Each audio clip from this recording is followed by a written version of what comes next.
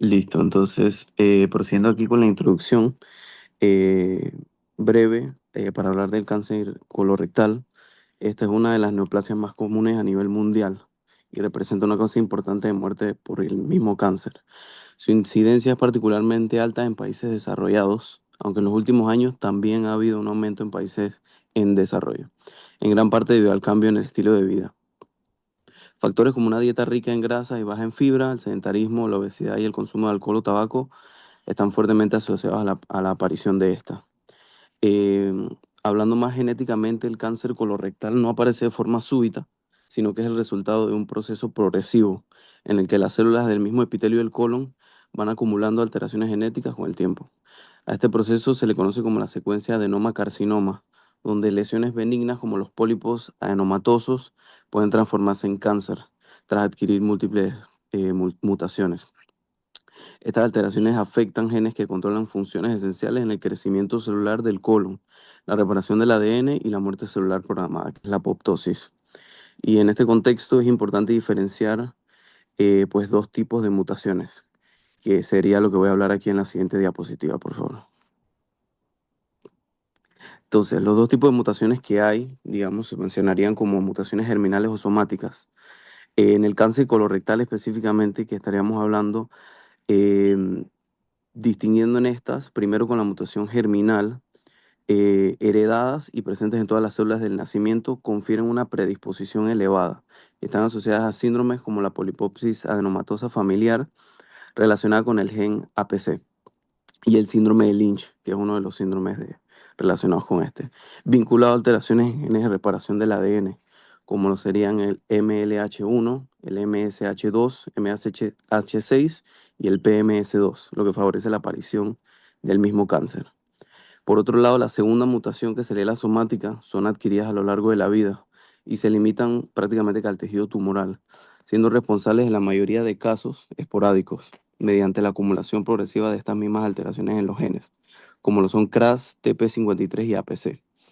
Esta diferenciación no solo explica la fisiopatología del cáncer colorectal, sino que también tiene un impacto directo en el diagnóstico, el pronóstico y el asesoramiento genético, em, y la selección de terapias dirigidas.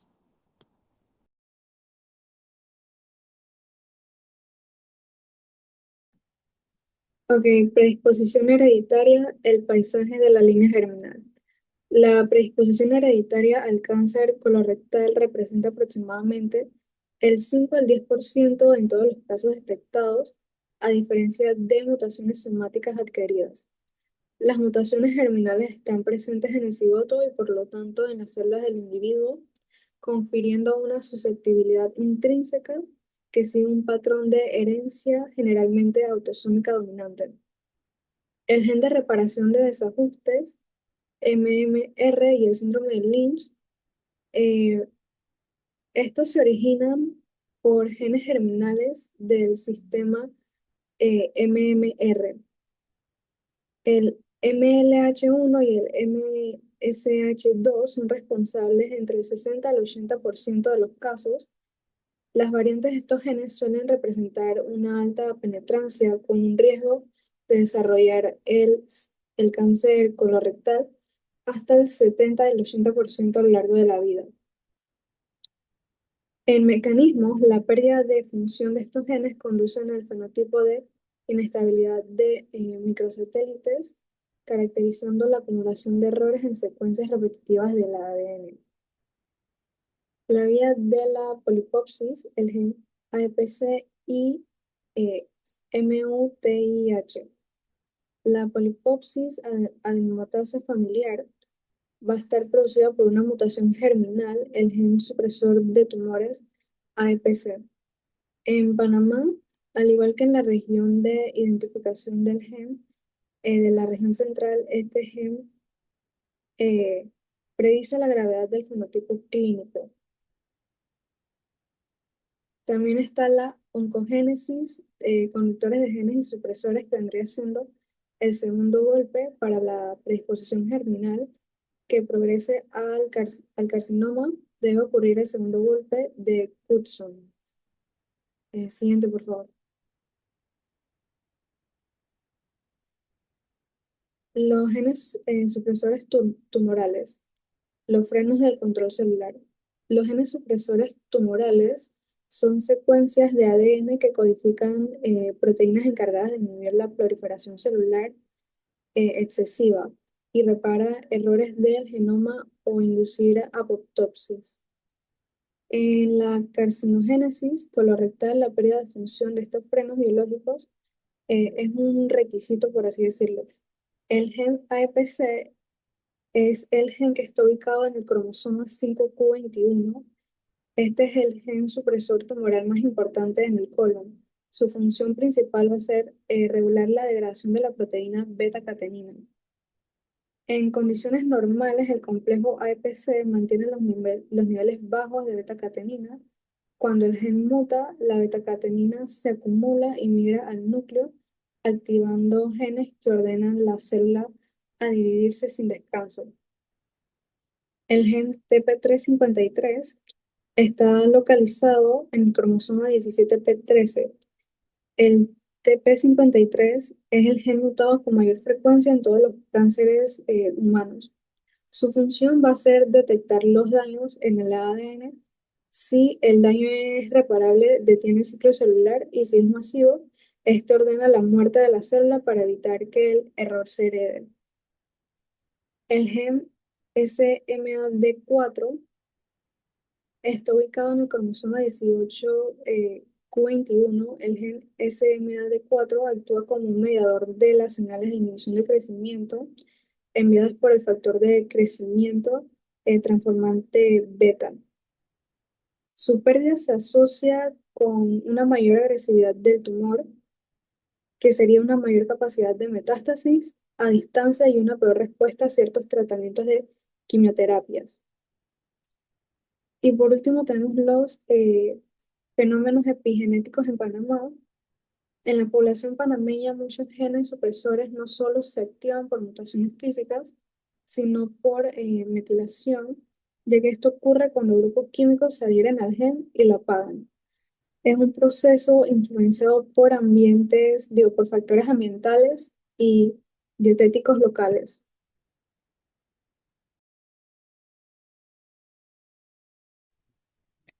Oncones conductores.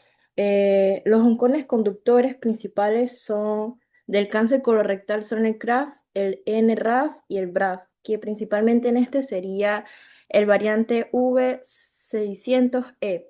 Estas mutaciones activan la manera constituida de la vía señalización RAF, RAS, RAF, MEC, ERK, que en su vez dan el MAPK, moviendo la proliferación celular, la supervivencia y la progresión tumoral. Primeramente, vamos a hablar de lo que es el CRAF y el NARF.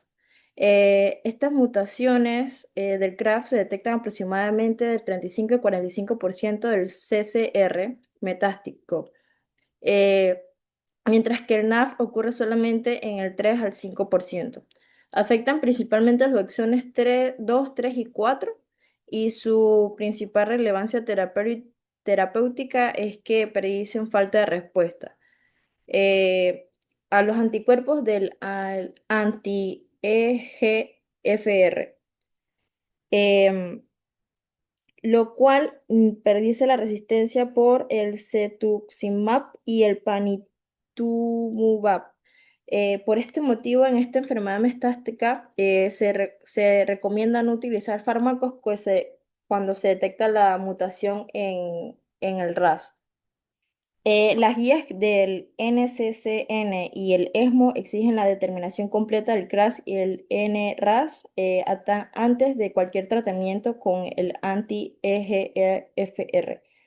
Las mutaciones específicas como el CRAS G12C, más o menos 3 casos, el porcentaje de 3 casos permite lo que es el uso de inhibidores dirigidos como el sotorasib más el panitumumab en líneas posteriores. En la mutación del BRAF, específicamente en la variante V600E, este está presente en entre 8 y 12% del CCR metástico. Se asocia fuertemente con lo que son los tumores del lado derecho, la vía cerrada de la carcinogénesis, la histología mucina o de células de anillo del sello y en un peor diagnóstico con quimioterapia convencional. Esto lo que quiere decir que la mutación tiene importantes implicaciones terapéuticas y pronósticas en las enfermedades avanzadas. Y como en segunda línea y posterior, la combinación del Ecorafit y el Cetuximab es un estándar consolidado gracias al estudio de Bacon. En primera línea, lo que es el ensayo de la fase 3 del Breakwater demostró que la adicción del Ecorafebit y el Cetuximab a quimioterapia mejora significativamente ya que la supervivencia está en una libre progresión mediada aproximadamente de 12 meses y medio a 7 meses y medio. Y la supervivencia global está entre 30 versus 15 meses más o menos. Estos resultados han proporcionado que el encorafenib y el cetuximab más la quimioterapia sea una nueva opción de referencia para los pacientes con CRAF en la mutación V600E como primera línea. En las implicaciones clínicas, como en los biomarcadores, tenemos también lo que son los estudios del sistema de reparación del ADN, que es el MMR, y,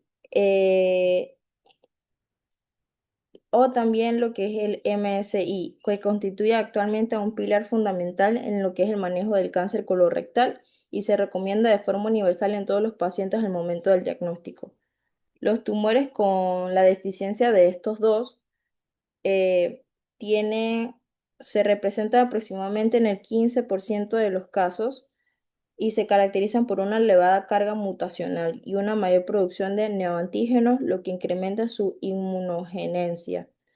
Desde el punto de vista terapéutico, estos tumores presentan una alta sensibilidad a la inmunoterapia con inhibidores de puntos de control inmunitarios como los anticuerpos anti-PD1 con o sin inhibición concomitante en CTLA4. En el contexto de la enfermedad metastásica, la inmunoterapia se ha establecido como el tratamiento de primera línea preferente debido a que las mayores tasas de respuestas y mejor supervivencia y un perfil de toxicidad más favorable en comparación con la quimioterapia convencional. Además que en la enfermedad localizada se está investigando estrategias neoadyacentes como inmunoterapia que han demostrado eh, tasas elevadas de respuestas patológicas completas en los estudios recientes. Tenemos lo que es la genética y las consideraciones clínicas. En relación con la predisposición hereditaria, se estima que entre el 5 y 10% de los casos de cáncer colorectal presenta variantes germinales patogénicas. La cifra puede incrementar hasta un 16 o un 20 o un 22% en pacientes con inicio temprano. Es decir, que antes de los 50 años estos síndromes más relevantes se encuentran en el síndrome de Lynch, asociado a las alteraciones de los genes del sistema MMR, y la pólisis adenomatosa familiar relacionada con las mutaciones del gen APC, además de otros genes de penetrancia moderada. En la práctica clínica actual se recomienda considerar la realización de planes multígenos en pacientes jóvenes con antecedentes familiares, tumores con MSI alto o características clínicas subjetivas, incluso en ausencias de criterios clásicos. La identificación de estas alteraciones tiene un impacto significativo ya que puede implementar estrategias de tamizaje, vigilancia en familiares, además de fortalecer oportunidades terapéuticas específicas en algunos casos. Y bueno, como conclusión, la caracterización molecular del cáncer colorectal es esencial para la medicina personalizada, permitiendo lo que es optimizar el pronóstico y guiar la selección terapéutica de cada paciente, ya que cada paciente es diferente.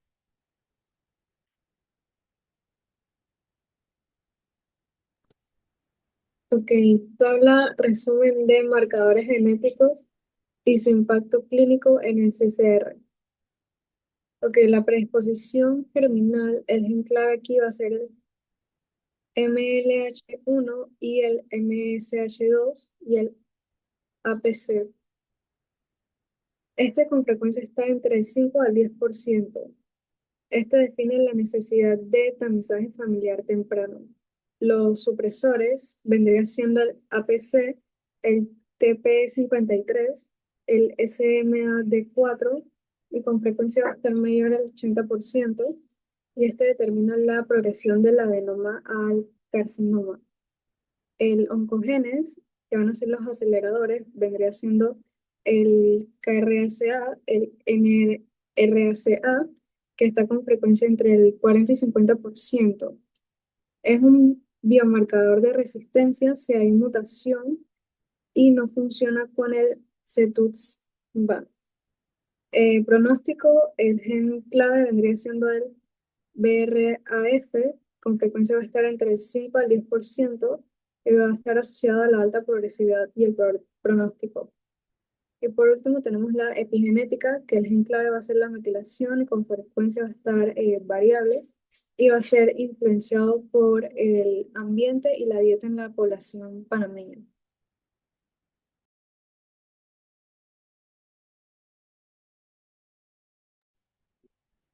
Para finalizar, el estudio de la genética en el cáncer colorectal ha evolucionado hasta convertirse en un pilar fundamental de la práctica oncológica moderna. En Panamá, comprender la interacción entre mutaciones germinales, como las asociadas al síndrome de Lynch, y alteraciones somáticas en oncogenes como CRAS y BRAF, así como en genes supresores tumorales, es clave para explicar el desarrollo y el aumento en la incidencia de esta enfermedad. Estas alteraciones genéticas no solo participan en la iniciación y progresión tumoral, sino que también determinan las alteraciones genéticas, el comportamiento biológico del cáncer. En este contexto, la identificación temprana de estas mutaciones y el perfilamiento molecular permiten predecir la agresividad del tumor, orientar el diagnóstico y seleccionar terapias dirigidas de manera más precisa, también optimizando los recursos del sistema de salud y mejorando la supervivencia del paciente. Y asimismo resulta fundamental fomentar la investigación genómica local para caracterizar variantes propias de la población panameña y avanzar hacia una medicina de precisión más equitativa y efectiva. Y muchas gracias.